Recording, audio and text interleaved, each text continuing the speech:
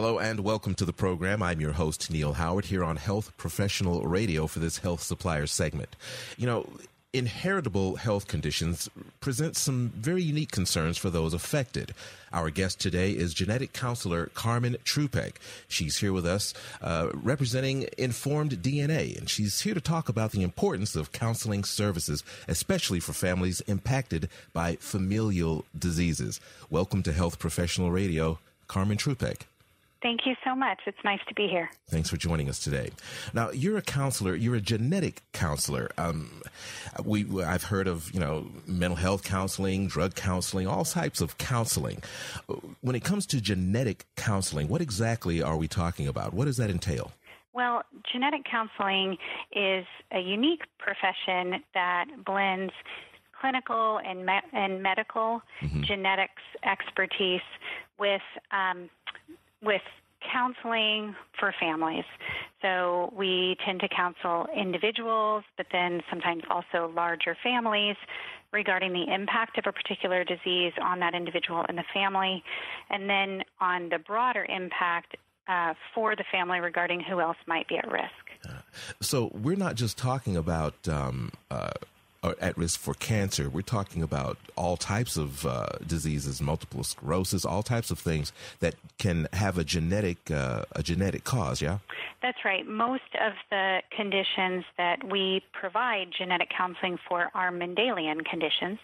So for the most part, they're single gene conditions, not multifactorial diseases, but it's across a wide range of disciplines. So as you said, way more than cancer.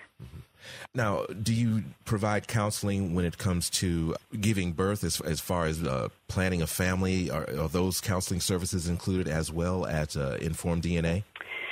We do to a certain extent. It's interesting. The field of genetic counseling really began with reproductive genetics and helping women and couples who had a known reproductive risk, but the field has grown pretty dramatically, and that's a very small part of what we do at InformedDNA.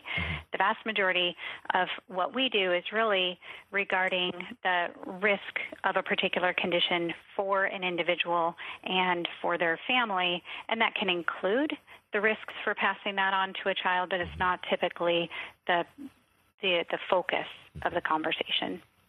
When is the determination made that family counseling is necessary as opposed to just individual counseling, or letting the person affected deal with their family on their own? Is that a decision that you make, or is it something that you counsel with your clients?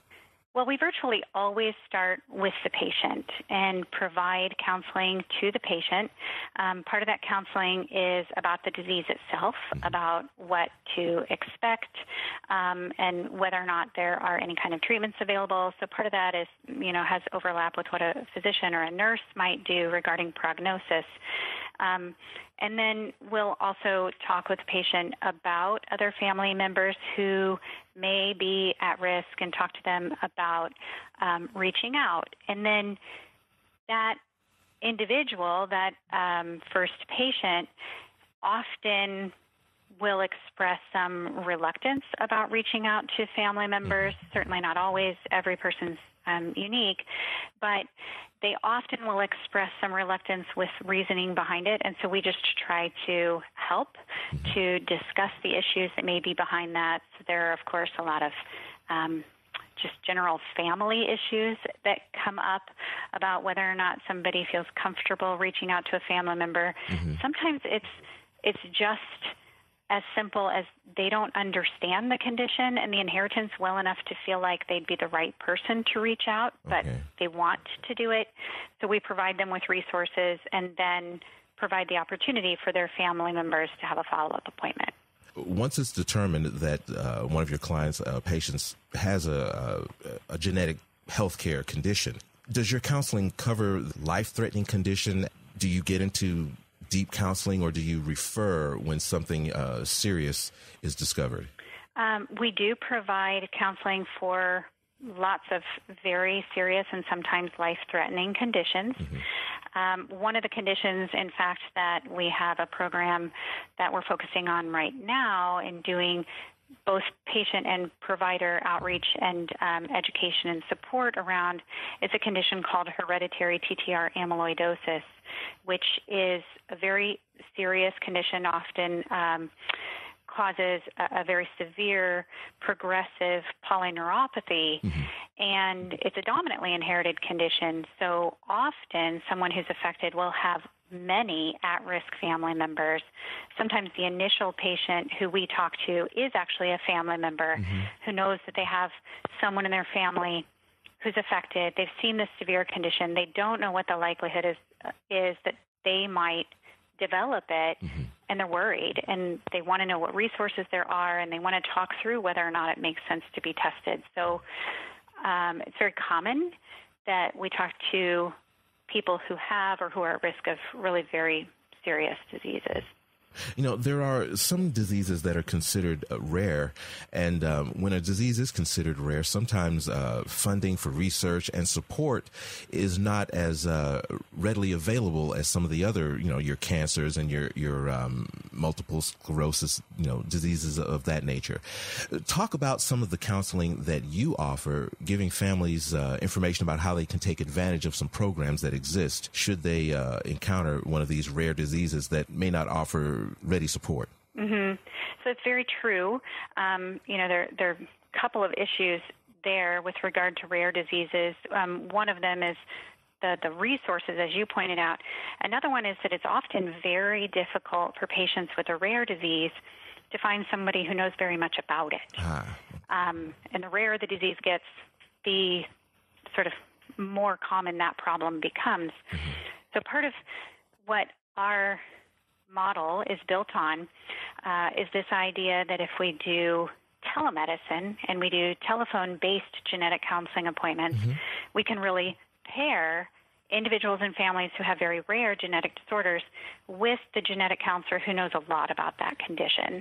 And so now you're not talking about, getting a family to maybe fly to Boston to the big clinical center where they do research in that condition, but you can talk over the phone, and then you can provide those services to anyone, anywhere in the country.